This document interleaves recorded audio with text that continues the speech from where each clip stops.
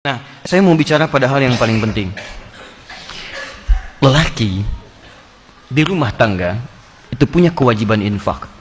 Dalil Quran surah keempat ayat 34, paling kiri sebelah atas. Ar-rijalu qawwamuna 'alan nisa bima faddalallahu ba'dahum 'ala ba'din wa bima anfaqu min amwalihim. Tolong fokus di sini. Infak pertama, kepala keluarga kepada anggota keluarganya. Saat Dzulhijjah ini, coba antum evaluasi. Bukan hanya meningkatkan kuantitas infak. Saya tidak bicara uang belanja tambah misalnya, atau anak-anak tambah bekal, bukan. Coba anda evaluasi, memasuki bulan Dzulhijjah ini, selama anda berikan nafkah untuk keluarga, berapa di antara nafkah itu yang sudah mendekatkan keluarga kepada Allah Subhanahu wa Ta'ala? Cek. Anak-anak disekolahkan di mana? Antum capek-capek cari kerja, dibiayai, tiba-tiba setelah dewasa dia tidak bisa sholat. Jenazah tidak bisa menyolatkan antum. Antum meninggal tidak bisa mengafani antum. Apa investasi antum? Gak ada gunanya di situ. Hanya dunia saja. Kalau cuma mengangkat status dunia, antum ketinggalan. Yang belum beriman pun mereka sudah mengangkat anaknya demi status dunia. Anda pengen anak juara matematika, anak orang lain sudah dapat Nobel.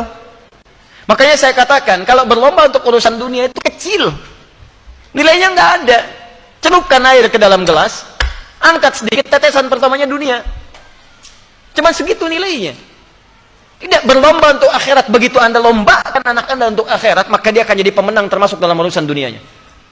Ya, dunia itu seperti bayangan. Kalau antum kejar-kejar, capek, nggak akan ketangkap. Ayo silahkan kejar bayangan, pulang di sini kejar tuh terus. Ya, capek antum. Caranya berbalik dari bayangan, maka bayangan akan mengikuti anda. Cari akhirat, anda tidak akan ketinggalan dunia. Silahkan cek orang-orang dulu. Mereka penghafal Quran, ahli hadis, tapi ahli matematika juga. Ahli fisika, ahli kimia, ahli macam-macam. Dan bukan aib. Kalau anak kita misalnya sekolah dalam umum, gak ada masalah. Tapi hadirkan nilai Quran di dalamnya. Hadirkan hadisnya. Cek lagi. Rumah yang antum kemudian titipkan pada istri ketika antum bekerja. Jadi apa di dalamnya? Cuman sekedar tidur. Istirahat, masak, dan sebagainya. Jangankan anda. Yang belum beriman pun bisa menggunakan rumah seperti itu. Pernah gak rumahnya dipakai zikir? Majlis ilmu, tempat untuk bermunajat kepada Allah, tempat untuk mendidik anak-anak yang dekat dengan Allah. Ada nggak ruangan untuk baca Quran untuk anak-anak? Ada nggak contoh untuk sholat berjamaah? Ada nggak si kecil punya sajadah? Jangan-jangan anak nggak bisa sholat bukan karena mereka sulit diminta sholat, karena antum nggak pernah memfasilitasi dengan infak itu supaya mereka sholat. Coba lihat pakaiannya, pernah nggak berikan pakaian khusus untuk sholat? Coba lihat kelengkapannya, jangan-jangan di kamarnya cuma novel yang dikoleksi, bacaan Quran tidak pernah ada, mushaf tidak ada. Bagaimana anda bisa berdoa menjadikan anak yang soleh sementara anda tidak memfasilitasi anak anda untuk soleh? Coba lihat kendaraan antum sebelum masuk ke dalam bulan-bulan ini. Dari sekian hidup antum dititipkan kendaraan, berapa kali antum gunakan untuk ibadah? Dan itu akan ditanya. Tus'aluna yawma idzin 'anil na'im. Antum akan ditanya setiap tetes nikmat yang antum dapati. Itu titipan. Berapa banyak digunakan untuk ibadah? Pulang buka pakaian, lihat koleksi. Buka kemudian lihat kendaraan dan sebagainya.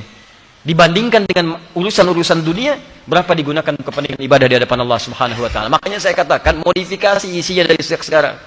Antum punya kendaraan, mobil misalnya, isikan murattal Quran di dalamnya. Berangkat kemana-mana itu jadi saksi di hadapan Allah.